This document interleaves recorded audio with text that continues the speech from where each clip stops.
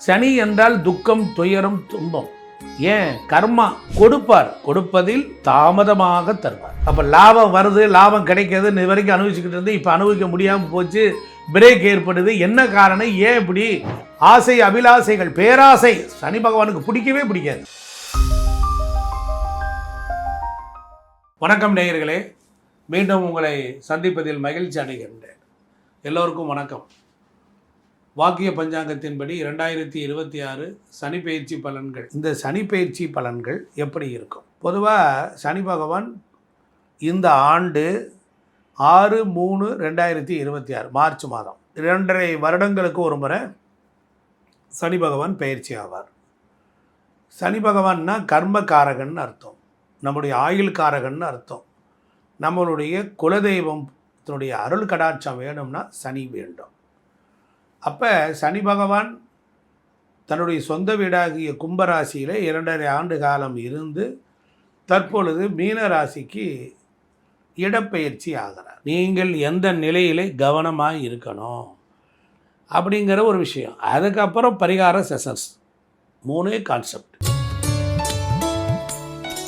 சனி பகவான் கும்பராசியில் இருந்து மீன ராசிக்கு இடப்பெயர்ச்சி ஆகும் பொழுது விருச்சிக ராசிக்கு எத்தகைய நல்ல பலன்கள் தருவார்? பொதுவாக விருச்சிக ராசி அன்பர்கள், செவ்வாயினுடைய ஆதிக்கம் பெற்றவர்களுக்கு சனி பகவான் பெரும்பளவு நன்மை தருவதில்லை. கடந்த 6, 7, 8, 10 வருடங்களாகவே விருச்சிக ராசி பலவிதமான போராட்டங்களை போராடி கொண்டே இருக்கிறது. இந்த பிறவியில் தொடர்ந்தாற்போல் அவர்கள் வாழ்வில் கசப்பையை சந்தித்து கொண்டு வருகிறார்கள். இந்த சனி பயிற்சி காலம் மார்ச் மாதம் 6ஆம் தேதி 2026. இந்த சனி பகவான் கும்பராசியிலிருந்து மீனத்துக்கு போகும் பொழுது விருச்சிகத்திற்கு அது பூர்வ புண்ணியஸ்தானம் 5ஆம் இடமாக போகுது. அறிவு, புத்தி, மனம், பணம் சம்பாதிக்கக்கூடிய வழிமுறைகள், உறவு முறைகள், ஆட்டம், பாட்டம், கொண்டாட்டம், காதல், கலை, நுணுக்கம், வியாபாரம், தந்திரம், வருமானம், பூர்வ புண்ணிய அனுபவம், தெய்வீகம், இவைகள் எல்லாவற்றிலையும் கொடுப்பதில் ஒரு மந்த நிலை ஏற்படும். கொடுப்பார், கொடுப்பதில் தாமதமாக தருவார். சனி பகவான் ஒரு வீட்டிற்குள் நுழைகிறார் என்று சொன்னால் அது விருச்சிக ராசிக்கு எந்த ஸ்தானத்தில் இருக்கிறார்? பொதுவாக சனி பகவான் 3, 6, 11ஆம் வீடுகளில் இருந்தால் நன்மை தருகிறார். 1, 4, 7, 10 இருந்தால் மந்த நிலை. 2, 12, 1 இந்த வீடுகளில் இருந்தால் 7.5 சனி. 7ஆம் இடத்தில் கண்டச்சனி, 8ஆம் இடத்தில் அட்டாம சனி, 4ஆம் இடத்தில் அர்த்தாஷ்டம சனி.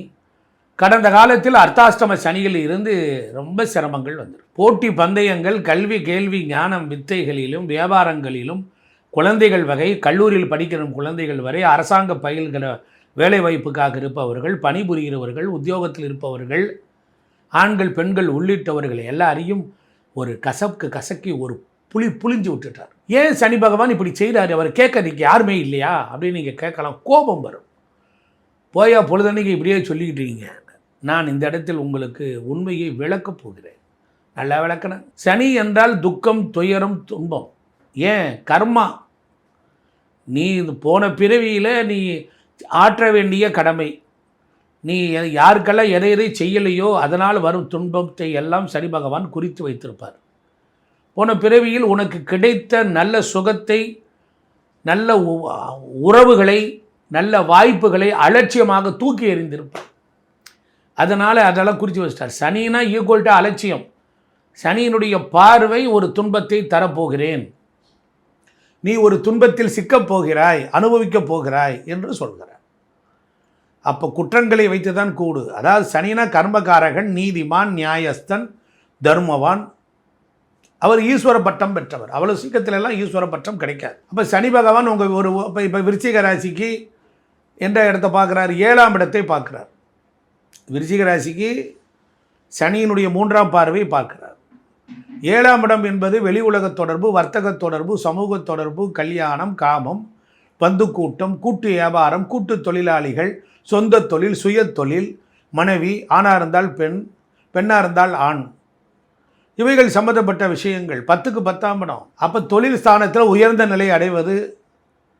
இந்த விஷயத்தில் சனியினுடைய பார்வை அதை கொஞ்சம் லேசாக அப்படி பிரேக் பண்ணுது. வேகத்தடையாட்டம் இருக்கும், அவ்வளோதான்.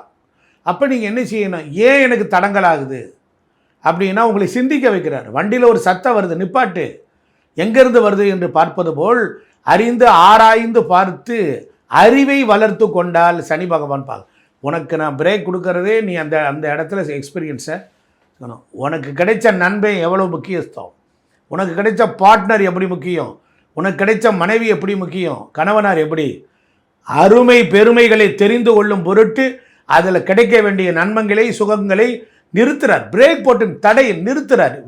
வெளிச்சத்தை அடிக்க மாட்டார், இருட்டு அடிச்சார். தெரியாது. உனக்கு வர வாடிக்கையாளர்லாம் அடுத்த கடைக்கு போவான். என்னையா சொல்கிறீங்க? ஆமாங்க. அப்போ புத்திரர்களால் விரோதம் வரும். அவன் என்ன தான் சொல்கிறான்னு கேட்கணும்ல.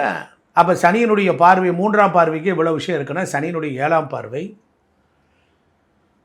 அது விருச்சிக ராசிக்கு 11ஆம் இடம் லாபஸ்தானத்தை பார்க்குது. 11ஆம் இடம் மூத்த சகோதர சகோதரிகள் பருவ லாபம் வருதுன்னா என்ன செய்ய போகிறோம்? எதையாவது இன்வெஸ்ட்மெண்ட் பண்ணி வியாபாரம் விற்றா தானே லாபம். அப்போ லாபம் வருது, லாபம் கிடைக்கிது, இது வரைக்கும் அனுபவிச்சுக்கிட்டு இருந்து இப்போ அனுபவிக்க முடியாமல் போச்சு, பிரேக் ஏற்படுது. என்ன காரணம், ஏன் இப்படி அப்படின்னு தேடும் பொழுது அதுக்கு சனி பகவான் சொல்கிறார், அங்கே சூடு நைனா அங்கே அறிவை செலுத்து.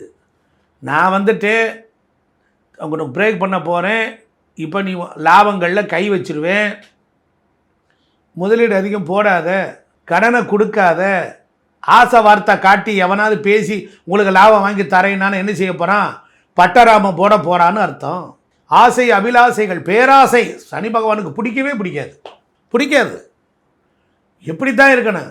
அப்போ நல்லதானே இருந்துச்சு, அது கிடைச்ச காலத்தை சந்தோஷப்படும், நன்றி உணர்ச்சியோடு இருக்கும். அப்போ இப்போ எதுவுமே லாபம் இருக்காரா? இருக்கும். விழிப்புணர்வாக இரு, அறிவாக இரு, புத்தியாக இரு, நன்னடத்தையோடு இரு, எளிமையாக இரு, தியாக உள்ளத்தோடு இரு, சர்வீஸ் பண்ணு. ஒன்று உறவை கை வைப்பான், இல்லைன்னா லாபத்தை கை வைப்பான். சொந்த பந்தங்கள்லாம் என்னை கண்டாலே எழுச்சி நிற்பான், நடுங்குவான். இப்போல்லாம் அவன் ஒரு சின்ன பையன் என்னை பேசிட்டான், 8 குத்துக்கு இளையவே அவன் என்னை கேவலப்படுத்திட்டான். வரும். ஏன்? நீங்கள் உங்களுக்கு எது நடக்கிறதோ அதையெல்லாம் நீங்கள் செய்திருக்கிறீர்கள். அது இப்பொழுது வினையாக வந்து சூழ்ந்து வந்து உங்கள் முன்னால் எதிர்த்து நிற்கின்றது. அதனால் இந்த சனியினுடைய 10ஆம் பார்வை விருச்சிகத்துக்கு 2ஆம் இடம், 7ஆம் இடத்தையும் கெடுத்தா, 2ஆம் இடத்தையும் கெடுத்தா, 2, 7, 11. இதுதான் சந்தோஷம். தனம், வாக்கு, குடும்பம், பொருளாதாரம், சம்பாத்தியம், இதுலேயும் கை வச்சா என்னங்க ஆகிறது? 7ஆம் இடம் திருமண உறவு, திருமணம் நடக்க வர மாதிரி இருந்தது, பேசிக்கிட்டு இருந்தோம், அதில் ஒரு பிரச்சனையாகி என் பொண்டாட்டி பிரிஞ்சு போயிட்டான், என் புருஷன் இருந்தாலும் இன்னொரு பழைய லவ் பண்ணவனோடு ஓடி போயிட்டான், இப்படி எல்லாம் நடக்குது. இதெல்லாம் எங்கே தான் முடியுமோ? அப்போ நீங்கள் என்ன செய்யணும்?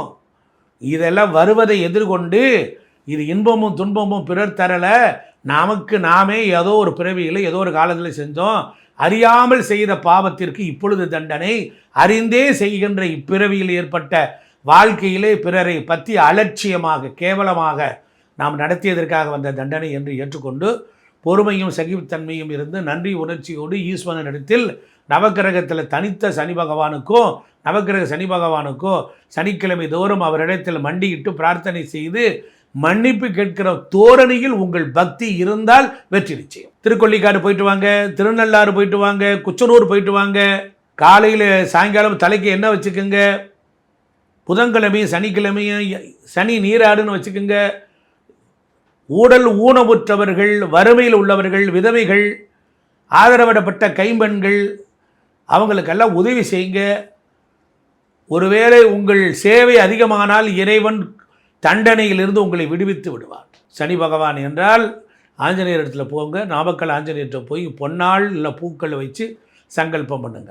பூவே தங்க மாதிரி இருக்கும், அதை வச்சு அர்ச்சனை பண்ணிட்டு வாங்க. வாழைமர தோரணம் வாங்கி கோவிலுக்கு கட்டுங்க, வறுமை தரித்திரம் ஒழியும். திருநள்ளாற்றில் நீராடி சனி பகவான் திருநள்ளாறு சரித்திரம் கேளுங்கள், நல்ல சரித்திரம் கேளுங்கள், அவன் பட்ட வேதனை துன்பத்தை பாருங்கள். அதைவிட உங்கள் கஷ்டம் மிக கொடுமையாக இருக்க வாய்ப்பில்லை. திருநள்ளாற்றிலே நீராடி இறைவனை வணங்கி தானமும் தர்மமும் செய்துவிட்டு வாருங்கள். வாழ்வு செம்மையாக இருக்கும், நல்லவே நடக்கும். நன்றி, வணக்கம்.